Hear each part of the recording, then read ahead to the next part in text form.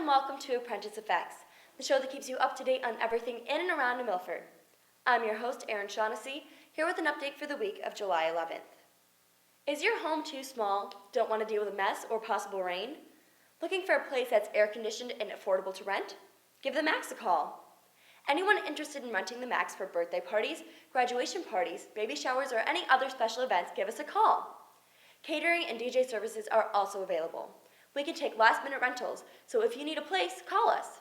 For information about how to rent the Max and pricing, give Luke a call at 860-354-0047. This past weekend was the 4th of July weekend and my birthday, and in celebration of America's birth, the country celebrated with fireworks. I got to see some of the fireworks on July 5th that were put on by the town of New Milford, and it was a blast. The fireworks show lit up the sky. For more events going on around New Milford, stay updated with us or with the Town Parks and Recreation website at newmilfordrec.com. It seems like New Milford is becoming a hot spot in Connecticut, with more and more businesses moving in and taking their place along our streets. In the past few years, we've had a huge influx of stores and restaurants, including Kohl's, Big Lots, Aldi Supermarket, and Tasty Waves, just to name a few. In the upcoming months, we can expect a Burger King, Panera Bread, and we already have a Diner Lux that just opened to the public last weekend. We are very excited about all of the new food options that we have, and let us hope that they meet all of our expectations. Hey, I'm on a roll. And now over to Cameron, who is currently in a cave. He'll tell you more about that.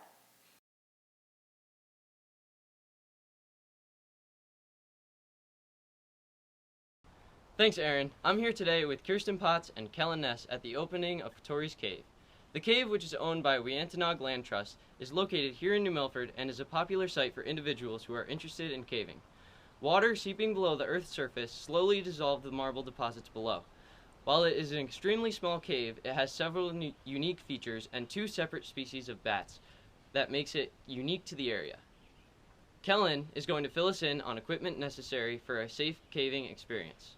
Before you venture into a cave, it is important that you either have someone to guide you through, or for those who are more experienced in caving, a detailed map which should give you an idea ahead of time what you're getting into. It is important that you have the right equipment, starting with a climbing or caving helmet, a headlamp, but also at least 3 forms of backup lighting, such as flashlights and carbides. Make sure that you pack extra batteries for flashlights.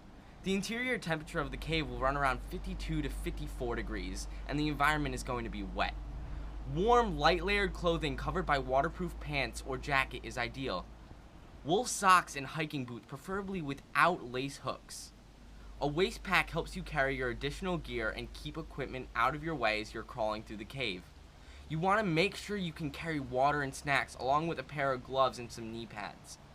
Finally, make sure that you bring along a trash bag for your wet and muddy clothes when you come out of the cave.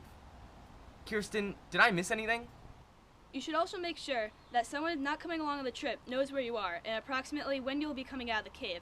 And so this way, if something were to happen, at least you will be aware that help is on the way.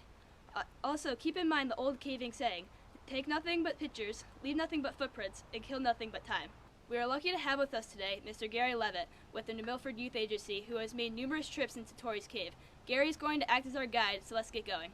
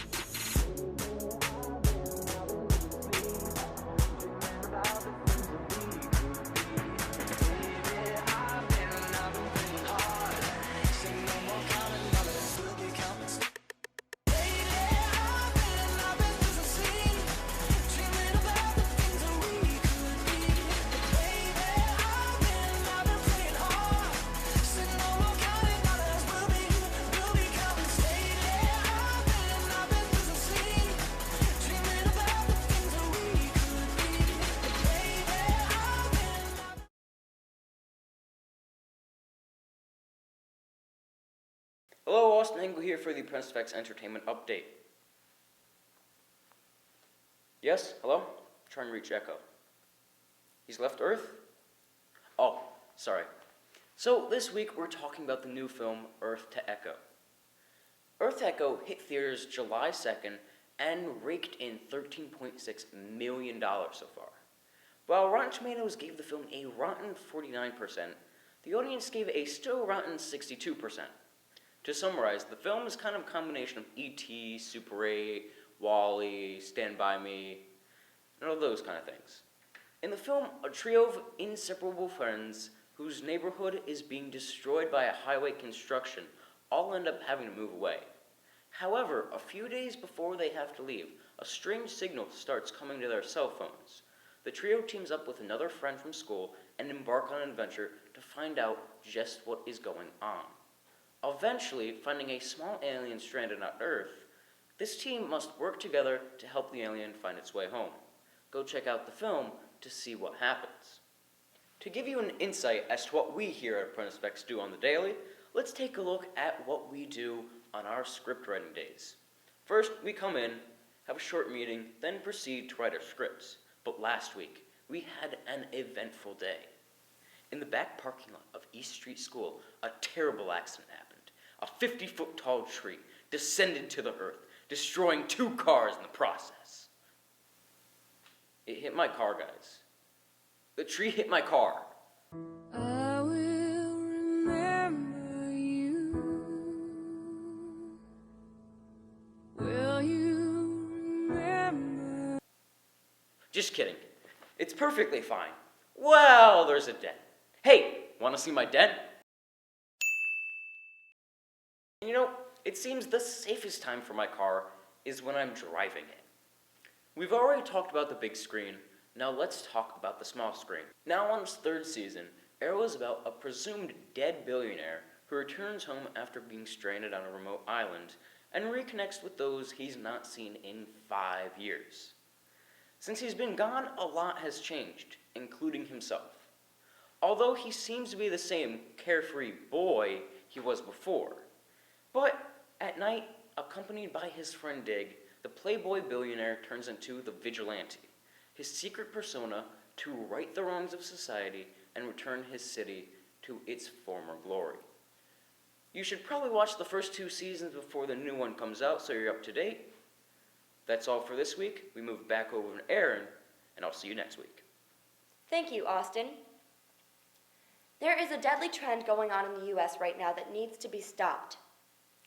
This year alone, 15 children have died from heat-related deaths after they were left in a car on a hot day. Last year, 44 children died. Every year, thousands of dogs die after being left in hot cars. There is absolutely no excuse for this. Here at the Youth Agency, we promote the safety and health of children and their families, and want to encourage you to always double-check when leaving your car so more tragedies can be avoided. Bring your child in with you instead of leaving them in the car, no matter what the weather is. Temperatures on a hot day can reach 120 degrees in just an hour inside of a car. Also, leave your pets at home. If you happen to see a child or animal in distress in a hot car, you should call 911 immediately. We want you and your family to stay safe this summer, so please, be aware. This has been Erin Shaughnessy, and thank you for watching. See you next week on Apprentice Effects.